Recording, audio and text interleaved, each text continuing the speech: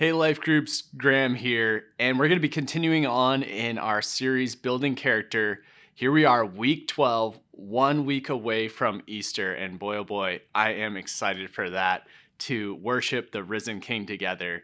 And today we're going to be talking about another king. His name is David, and David, really, he's a king that a lot of us know about in Scripture. And David, he's a man after God's own heart. That's what Scripture says about King David.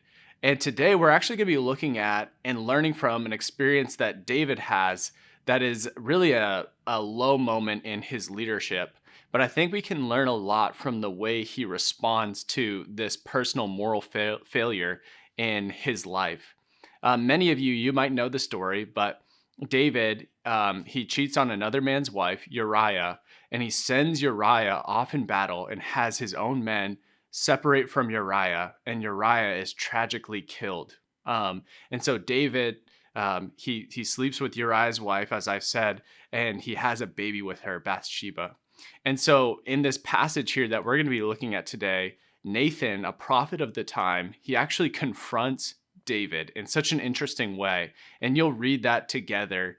And David, he's so convicted by the Lord, and he responds through conviction. He fasts, he prays. Unfortunately, through the consequences of his sin, he loses his son with Bathsheba. And what we see is really a response to that in Psalm 51. And so as a group together, the passages that you're going to read are 2 Samuel 12, 1 through 20, and Psalm 51. And as you're reading through these, really focus in on as well, not just the sin that David commits, but the way that he responds to the sin. Because as some of you remembered last week, we look at King Saul, who has a hard time trusting in God. David, he has a different response when he deals with failure. So really focus in on that as you're answering and asking these questions as a group together.